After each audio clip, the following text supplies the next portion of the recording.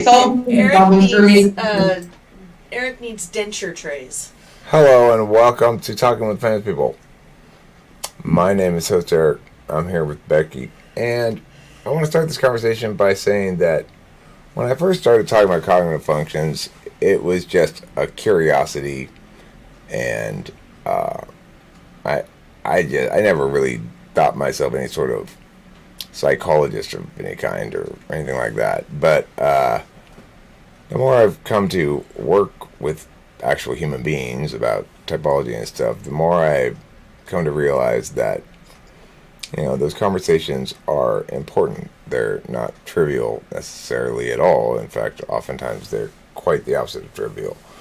So I want to talk a little bit about with Becky, because we were starting this conversation on the phone, and then Kimberly, with her 8th slot in eye, stepped up and said, you should make a video about this. I screamed. Wait a minute. What are you guys doing? So, Becky got typed by DSP, and I don't think that she walked away from it feeling as though it was particularly helpful in her life. No, my response was to send him a bunch of trolling emails where I pretended to be NF and told him that he helped me find my personal journey in life as a healer and a bunch of... Anyway, I was trying to see if he would concede on what he typed me as, and he eventually got to a point in saying that I could either accept my typing or accept being a one-dimensional fuck. So... Wow. Yeah. I mean, he didn't say it so directly, but he certainly insinuated it and did use those terms, so... One-directional fuck? One-dimensional fuck. One-dimensional. You're either in love with one function and ascribing yourself to it, and therefore convincing yourself you pay attention to something you do not, and thereby are a one-dimensional fuck. Or you're woke, and you listen to what they say, and as a result of that, you know your true type, and they will life coach you. They will life coach you to excelling at that type. That makes me want to, puke. Okay, so I've typed multiple people now that have been typed by DSP before I typed them, and by and large, I get their response can be deemed as relief. I'm serious. I've been here for so many of them, and that's exactly what it is. It's like they let out a big breath of air. You validated that someone off of the internet through 10 questions could not rewrite the identity of another. Oh, Marty. Come here. One of those questions, by the way, out of the 10 is, what do you think your type is? So. All right. Well, the thing is about it, I think there is a genuine risk in telling people wrong information about themselves, especially people who are looking for the right information. And I experienced this when Kimberly came home from, I guess probably her last appointment with her therapist that we had before Becky. I knew right away what happened based on how she was acting towards me, that she had gone in there, complained about me a bunch, and then the therapist had turned around and started attacking me. And I was very frustrated by this because I know how convincing Kimberly can be about her genuine perspective on things. But she's my therapist, and I should be able to go in there and express my true feelings about everything, lay it all out on the table, and then it's her job to parse it out, not have an opinion. Yeah, she should be treating you like a case study and looking at what she knows is true about certain expressions and try to, determine what the meaning behind your words is without the emotion, the message that you're trying to convey that's passing you. She shouldn't be confirming what you already think or feel, because that's not helping you change the problem that you're addressing, right? Because you're going there accepting there's a problem. Right, so allowing me the for her space. To validate all of that, if you know her, it says, okay, good, here's your cookie, bye. Doesn't actually solve anything for you. but also allowing me the space to let it all out. If that's how I choose to do it, I'm paying her.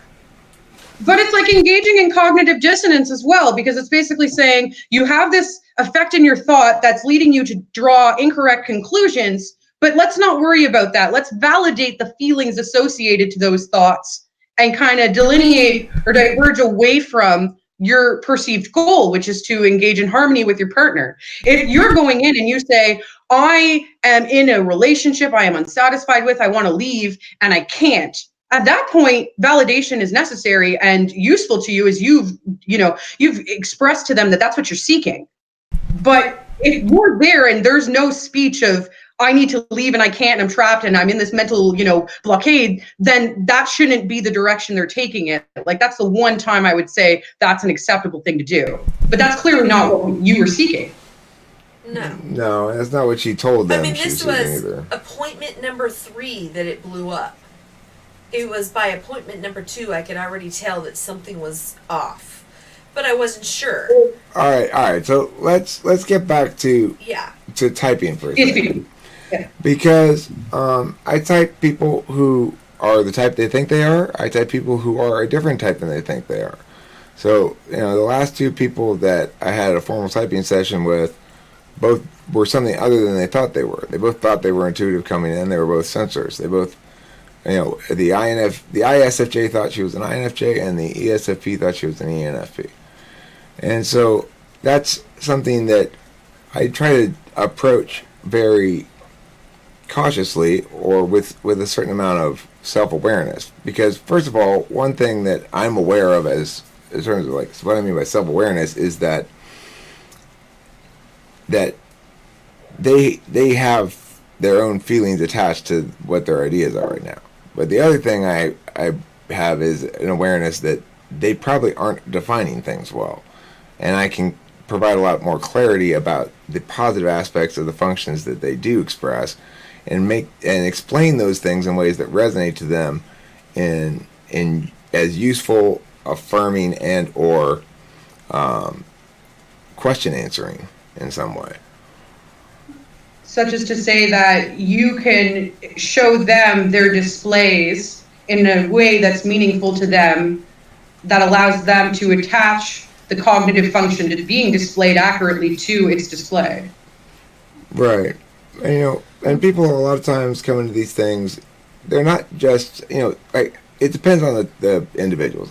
Half the people are just interested in typology, interested in their type, whatever. Half the people also come in with, they're seeking beyond that in life. They're damaged, they have sustained some damage, or they have doubts about their path or whatever, and they hope that I can help them address those things as well, and I hope to do so as well. It's I want them to walk away from the experience feeling very positive about it, and almost universally people do.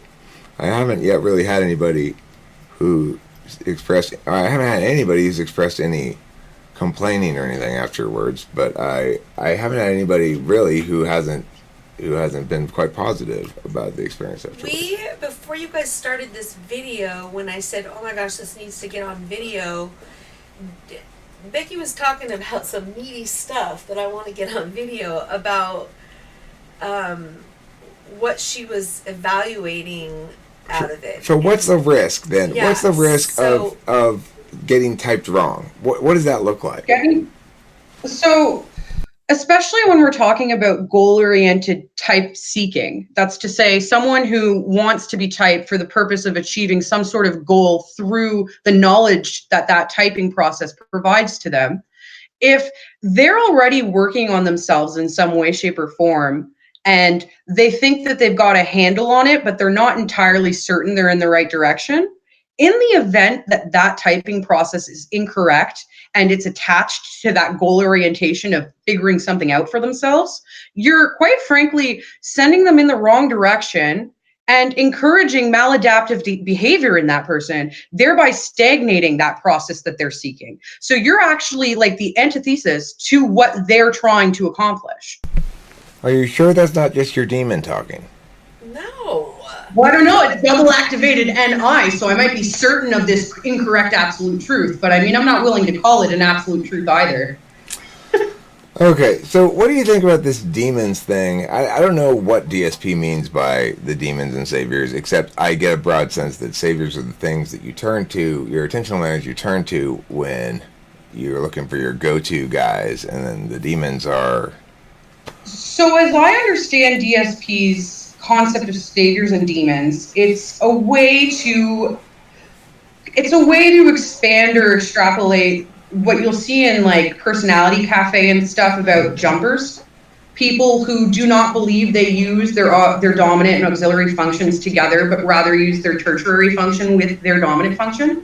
And so he's tried to find a way to justify or, assert that belief. And so what he'll say is a savior function is coming from a non-egotistical perspective insofar as it's got an open willingness to be... Now, I'll have to elaborate on this as it changes when he starts talking about feminine and masculine. But essentially what he's trying to say is your functions at which you engage in that you're addicted to are your saviors. And so they're easy for you to use. And so you get some sort of positive return from them. And through over-engaging these two functions, the affect is that the two demon functions inevitably pop into your life because they need attention too. So the EP example would be a gathering versus organizing fashion. So that's just to say that an EP or of any sort, whether SC Dom or any Dom, wants to gather concepts or facts from the real world, but they're not utilizing any of those concepts or facts for anything meaningful, such as to say that they're not engaging then the NI or the SI to organize what they've gathered. And so his concept is that everyone who to some degree does this, and when they do, they're living a maladaptive version of themselves. And so he kind of coins it like he's a life coach that will teach you how to learn to engage with those demon functions to center yourself as an individual. Give me a fucking break. I had to really try to stay on tangent because again, once he goes into the masculine feminine, that essentially means a function is feminine when it's movable. When someone else can come in and use or challenge that function for whatever purpose you used it for, and you can accept that external challenging, and that that's a feminine function, and a masculine function is one at which you're like, no, I'm not, deterring from my point. This is how it is, etc. So in that way, he would probably type Eric as feminine NE and masculine TI. That's how he would type Eric to justify that he can't get through to Eric. And that's probably a precursor, if you two do discuss, that he'll come to the room with, I would imagine. Well, I mean, I would point out that my TI is... I have plenty of examples of agreeing with other people. I mean, and I'd ask him to distinguish between agreeable and disagreeable and masculine and feminine. It's the same problem with the plus and minus thing. It's when you try to apply the TI, you realize it doesn't work. We affirm, we negate, we're agreeable, we're disagreeable, whatever.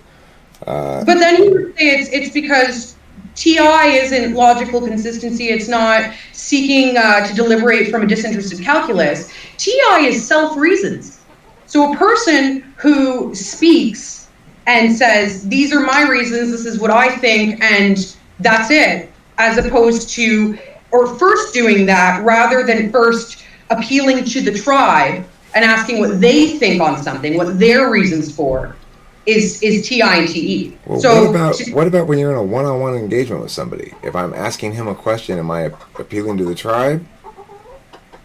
I think that for DSP, how he might answer that is that if at the end of that conversation, regardless of whatever accuracy the other person might have provided to you, if you stay with your point and kind of reject the truths provided by the other individual, you would be engaging in masculine TI. Well, I mean, But but what if I concede some of the points and stay firm on other of the points? In other words, okay, well, you're right about A and D, but I'm right about B, C, and E. I think he would concur that you were feminine TI.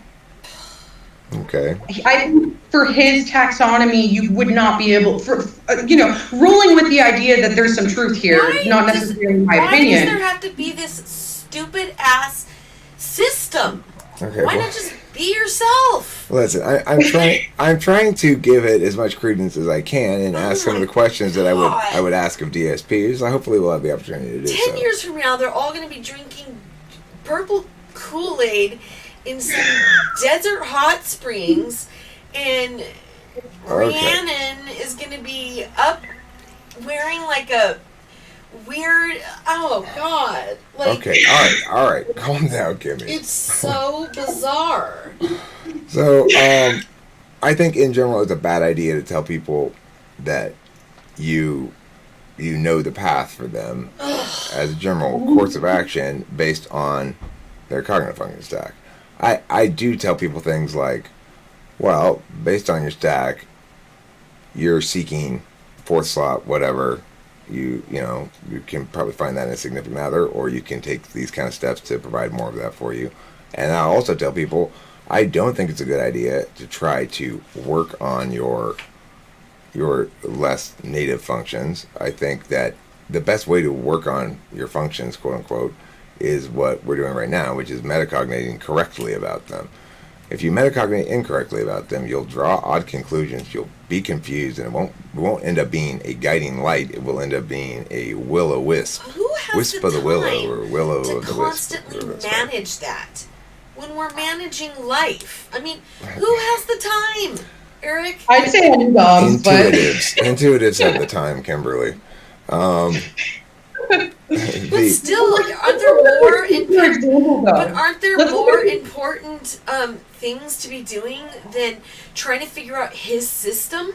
We're not trying to figure out a system. Listen. No, but for other people. He wants to be the guider for it. He doesn't necessarily care if you figure out the system. His purpose for anyone figuring out the system is to eventually have them type other people as his operators. He's not concerned if you understand the system for yourself and for which kind of shows how backwards this is, right? Because you're selling an idea to people for some sort of self-development, but then you're not concerned if they actually understand the idea for that purpose. You only want them to understand it for your purpose, your goal, which I think is a very neat way to look at self-care.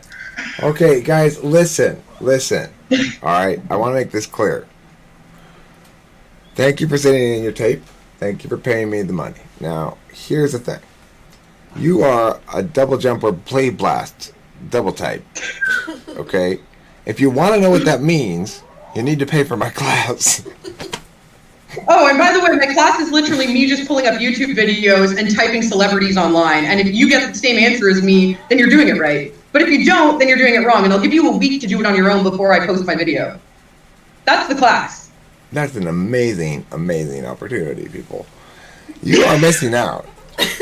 Why would you pay me to actually have a extended conversation with you and figure out your type and, make sure you're satisfied with my answers and encouraging you to challenge me about it, when you could get that, when you could go watch videos of celebrities and see if you can play, did I guess the same as DSP? Which I have a 1 in 512 chance. And if you do, then you're really right, because out of one chance out of 512, you got it, man. That's a feel-good vibe. That's objective. But shameless promotion here. Alternatively, you could go to schwarzsire.blogspot.com, and you can get exciting tables and charts for free. And you'll find at least one of those charts that has a eureka moment grasp the cognitive functions. Okay. But that's at riceassrust.blogspot.com. Yeah. It's another anagram of my name. Bryce is an anagram of Eric, and Assrust is an anagram of Strauss. Quite beautiful. I'm going to start calling you Ass Rust. I don't blame you. is Aspros poo, or would Aspros be like the result of being on a really old bumper of a truck and having sex on it or something, and then going home and like your butt hurts and No, it's Aspros is. it's when a mule with an iron-rich diet is left out in the rain. That's it. That's a good iron. Thanks. Okay. So I do think that it's potentially damaging, and one of the key warrants that Becky was kind of explaining earlier was that people, what she was saying in fancy terms earlier, is basically the gist of it is people come in and they're genuinely looking for something. They're looking for answers. They're looking for words that provide them meaningful clarity and guidance. And there's a genuine risk in providing people the wrong words, which guide them, and then they direct their attention and effort in the wrong direction, and that can actually do actual harm. And it makes you wonder if in the self-development community there ought to be some sort of Hippocratic oath in which foremost do no harm. One of the great things about IFS and Becky's approach and talking with me and Kimberly, which things have changed like 180 degrees already, just instantly, just boom. Thanks, Delilah. It's crazy. Why do you say thanks, Delilah? Because remember, she's taking responsibility. Oh, right, that's Becky. Right. It's not Becky, it's Delilah.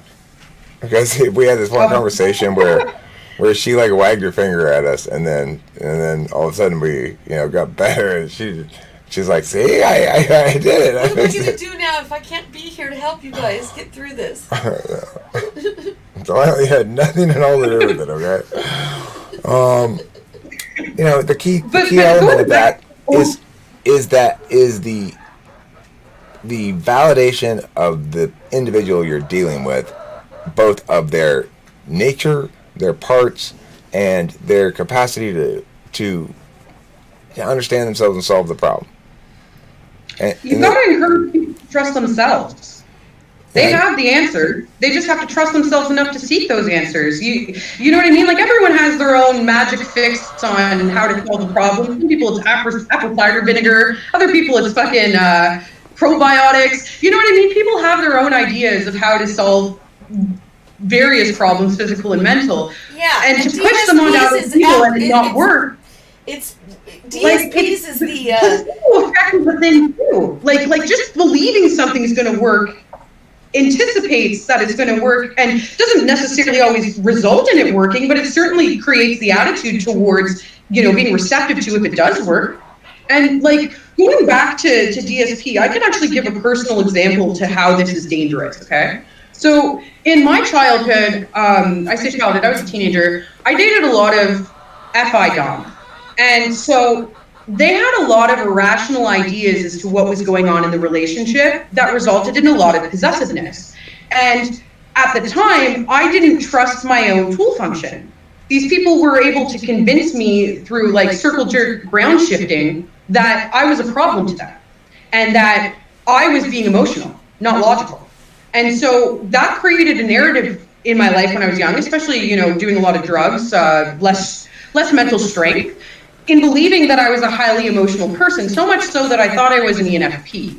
And as Eric knows, I pursued understanding feelings as a calculus to gather proof that I was this irrational thing. So my point is, when I went to DSP and I was seeking some sort of clarity between the ENFP, ENTP debate, their answer was that I was an ESTP, double activated NI demon, and so intuitive because I have this double activation of my fourth function, whatever the fuck that means. But essentially they told me to go into the dark, to put a blanket over my head, and to remove all stimuli until my identity was found. They called this the hero's journey. And so the problem with this was that essentially they were telling me that I did have a savior in FE, which meant that I should continue to deliberate through my feelings, which again isn't how FE works, but we'll put that aside for a minute. And that therefore if I were to connect with that FE-ness in the dark without the SE, they said was basically clouding my judgment, that I would somehow benefit my life and be able to pursue more of my goals and dreams and stuff. Now, the danger here is that it continues with a false narrative that I was struggling to get away from, which was that my logical deduction was irrational, and that I should pay more attention to other people's feelings when I'm deliberating. Now, the issue with that is... Let me interrupt for a second. It also suggests that you're failing to be who you're meant to be. Authentic. You're failing, yeah, you're inauthentic in your expression of self, which is a pretty... like sexes, right? It's a pretty big criticism. It's a pretty big ontological critique. Yes. And furthermore, to tell me that essentially, if we go by the narrative that NI is my ontological function, then having PTSD and having all of these memories that, you know, I don't necessarily grasp beyond a physical sensation from time to time was not actually happening to me. Because let's also remember that their answer to any sort of backstack questions is, I know, y'all have everything, y'all do everything, in this petty little demeaning, you know, manner. And so you're basically telling a person that their double activated demon is helping them, because how if you remember the audio, they say, I'm an upside down ENTJ or something that can see all of my functions. Now we're creating a picture of functions as opposed to, you know, a process of placing attention on things. Anyway, I'm kind of losing my train of thought. There's a fundamental misunderstanding of what a function is. A function is something that one executes within a system to accomplish a given transformation that is attained via the function. So 4 plus 4 equals 7 is attaining the transformation from 4 plus 4 equals 8. Looked at you like, what the fuck? I was going to say 4 plus 3 equals 7. I don't know why I said 4 plus 4. 4 plus 4 equals 8. Then I've used the function addition, and I've created a new transformation from the 2 4s into 1 8. You know, the thing is, an attentional manner is similar in that it has a function that allows agents to engage objects in a system in ways that transform them in some fashion. So when we attend via extroverted intuition, as I'm doing right now, I'm building off of what she said with new ideation, quote unquote, and it takes a lot from ideation I've already executed before, so it's in my SI, it's drawing from my SI, but it's also new in that it's directly responsive to what she's saying. And so anyway, that's using a function. I'm execute my being, you have to imagine that there's a single self somewhere that is in the driver's seat. But it doesn't really work like that. But for the sake of the metaphor, let's imagine that being is executing functions on objects in the system. The objects in this case are Becky's words mostly, and my response is to put more information out, basically to just add to it. That's extroverted intuition. From your past that are allowing you to extrapolate more from my words. Right. Right. By any axes. So what we're doing right now is attending via some fashions. We're both attending via more than 2. We're both SIing like this, right? We're getting some SI shit, not very consciously, kind of absent-mindedly. There's backslot NI that's causing us both to go, yes, that's true, or whatever, you know, that gives us the gist of the resolution of any set of words that's being presented as a symbolic representation of things. And, you know, then there's presumably FI in the mix somewhere too, but I don't think either Becky or I knows exactly where that is currently. I mean, my feelings are, I'm enjoying this video. It's fun. Okay, so my feelings too. I don't know where I'm smiling. I'm sitting back here smiling. You can't see me. Don't move the camera to me. But I enjoy the two of you so much. Like, I keep telling Eric every time we get in the car, gosh, I wish you and Becky would collaborate more on videos. Like be a duo. And he's like, oh, we couldn't both do the spotlight. But You guys both do it brilliantly. I think you need to collaborate more. Well, it should be pretty obvious watching Becky and I interact that we're the same type. Yeah, it's so obvious. And the thing is, I resisted it for a little while, mostly because Becky has this unusual situation where, because she has TI tool, and it makes us extremely objectively self-critical, especially when paired with any rather than SE. And because it also goes with third slot FE, she's been in an environment with a shit ton of FI users, it sounds like. And basically, the narrative that's been hammered into her is that black and white thinking is bad, that detrimental and inauthentic, and authentic thinking is gray area shit.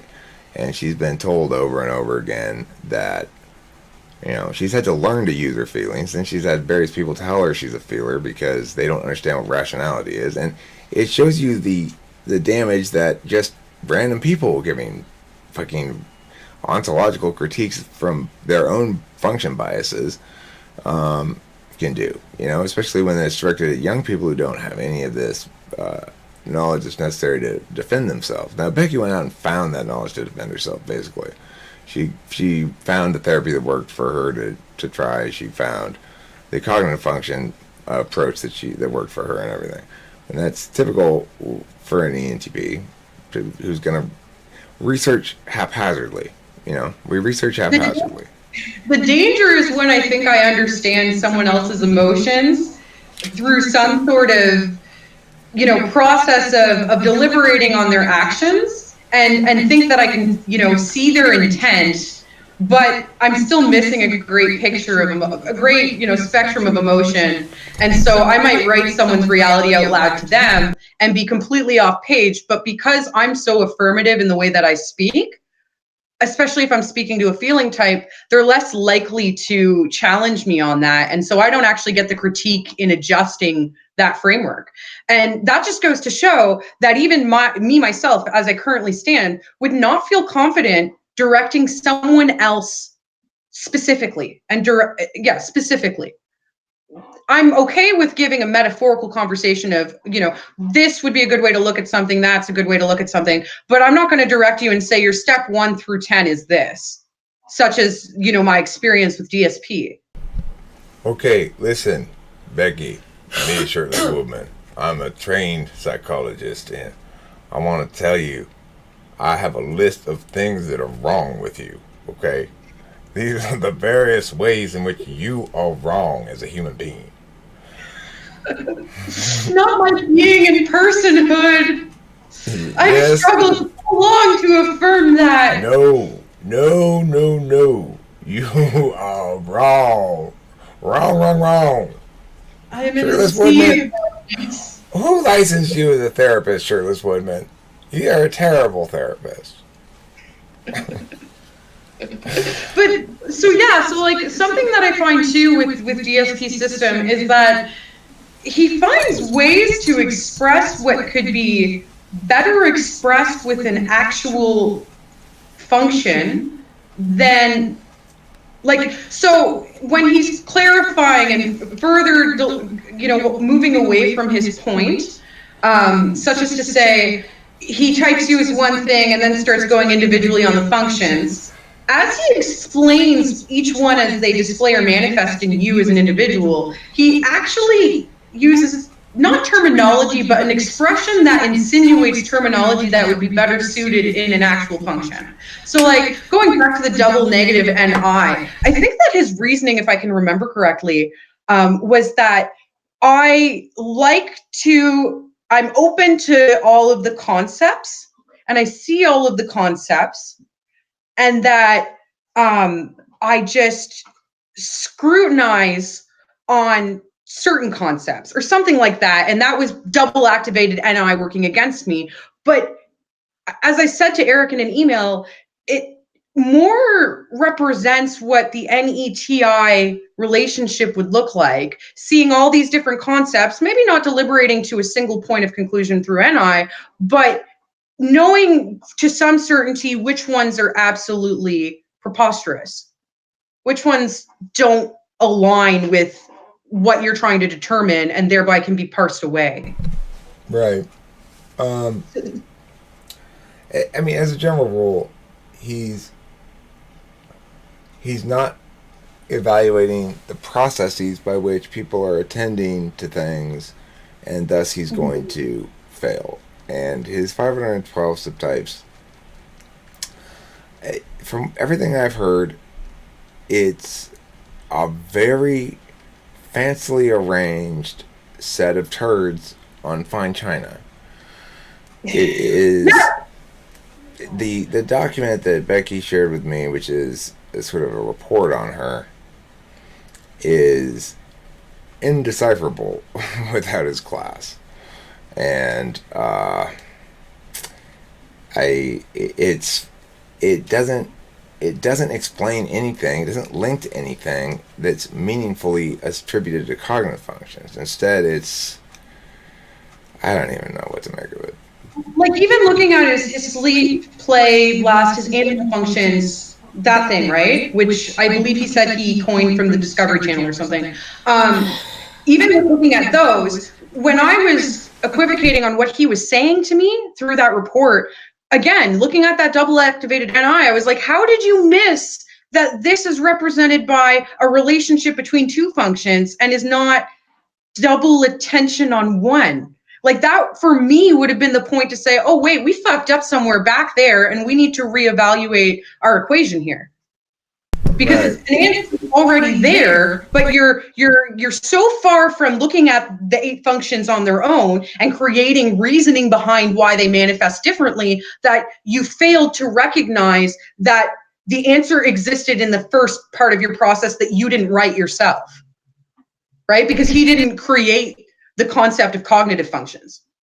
So if he were just to go back to the homework of the groundwork that was done prior to his own interest, he could see that that answer exists. It doesn't need to be a double activated function as a result of some animal. It's NE plus TI equals seeing the concepts and scrutinizing over them.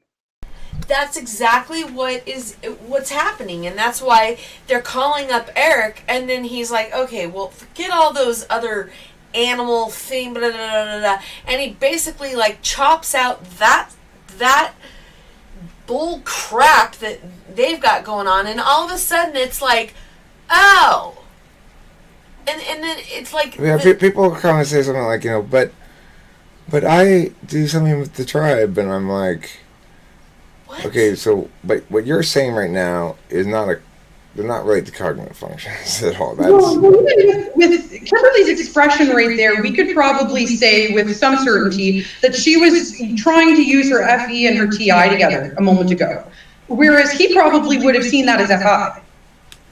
Her trying to express herself on her view, her emotions kind of leading her a little away, and she's using terms like bullshit instead of actually getting to the ground point of what she's trying to say. He would have probably seen that as FI, but it's not. The thing is, Well, I was hoping Eric would fill in the blanks for me and put it in a little bit more of a, you know what I'm trying to say.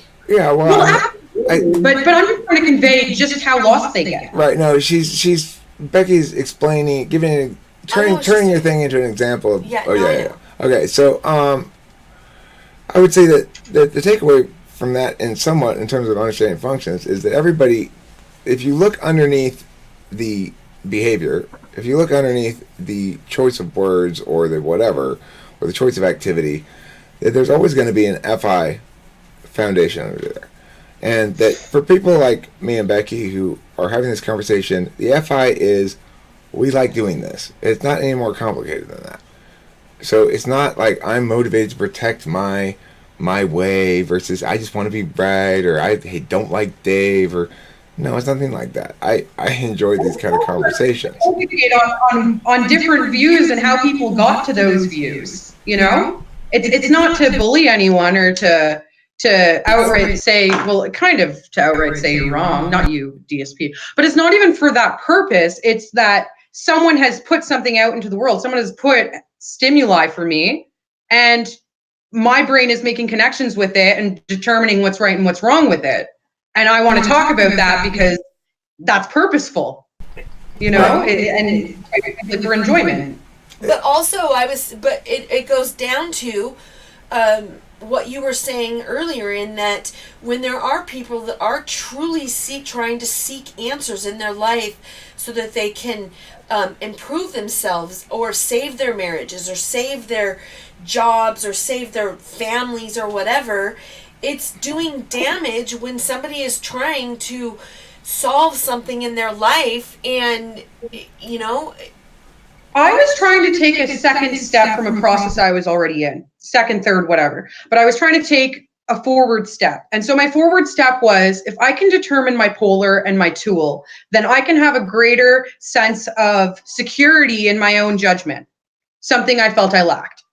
And so actually through typing with Eric and finding some sort of conclusion on that, it was liberating, because I then made the new knowledge or the new connection that, with regard to what I told you guys earlier about exes being very emotional and irrational, and me learning to not trust my own judgment, and where that started. The issue when being told the wrong cognitive functions is that if you've already been working on something, and exactly let's look at us and I ignoring, the truth was there. I just could not accept it because I could not first confirm or deny my tool and polar functions. It was in determining those that I could make some sort of conclusion on those past experiences even. So that was freeing for me and useful for me. What's not useful for me is being told that the functions that I don't even believe are consciously in my stack, SE and NI, are what I'm doing all of the time. Because instead of making that forward motion, I have to go back multiple steps in my ontology and say, oh, fuck, what am I then? But of course, because TI is my tool function, I didn't accept that. And I determined that, I have to be place more scrutiny on DSP and not get lost in the beautiful imagery that I could never accomplish, and thereby in that way instill some, value on what he was saying and doing. Boom! You're a good talker, Becky. That right there is NETI in a nutshell, what Becky just did. If you can do that, anybody who's watched enough of my videos has seen me get on a flurry, that's you're dealing with an ENTP, and everything in that was very TI in her parsing of everything. It's amazing how people who are actually the same type are actually so similar to each other, and the thing is, Susie put out a video this morning that says type does not define you, and I considered even putting up a rebuttal video without even watching it, just saying, yeah, it kind of does. Well, you watched it and you realized where she went with it, right? I haven't watched it yet. Okay, she went with it a good direction. I don't remember fully because, remembering things isn't my strong point unless it's relative to the NE in the moment. But I was satisfied by her video. What I also wanted to say, though, is to add another layer to this. When I was doing their answering video, I had a goal in mind. And that was, at the time, not currently, a lot has changed since, at that point. I wanted to execute more physically because I was NEing all the time. And I was NEing so much and satisfied so much by what I could get through the internet that I wasn't leaving the couch at all. Maybe to go to the bathroom when I'd remember that, that's a pain for washroom. And my boyfriend would bring food to me. So I was literally living on the couch. And so anyway, my point is, for him to tell me that I am executing in the physical world all the fucking time through, what I understand SE to be, and for him to tell me that's my lead function, and that I need to do that less, is a huge proponent to potential damage. You're telling me that what I think is the real problem, which is probably true, I probably do need to do more in the physical world. Do you follow where I'm going with this? It's damaging. Yeah, what else is damaging, Becky? Nobody told me my sweater was on inside out. Mine? Yours? Mine. You're not wearing.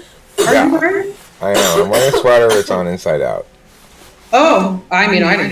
You're not supposed to see this part. It's supposed to be on the inside. And he's probably not even wearing his own sweater. I think it's my sweater. You think? You don't even. Do you like my sweater? Check out my sweater. That's not a sweater. That's a sweatshirt. You need more space. That's a hilarious pun. So Okay, let's wrap this video up. That's good final thoughts there, Becky. And I gotta get ready to go to work. And you know, that means Kimberly's gonna want to have sex, of course, before I go to work, because she's just insanely insatiable she's not on lust. video because she's in her boudoir shit. I know she's already ready to go. She's already just like licking her lips. Anyway, I got to split. Thanks for talking with me, Becky. This video is gonna pop. It's gonna get a lot of views when I title Don't it. forget to eat plenty of cheese. Becky and Eric talk shit about DSP. All right. Mange le fromage. What? Eat the cheese. En français. Oh, in French. Okay, good. Thank you. Goodbye, everybody.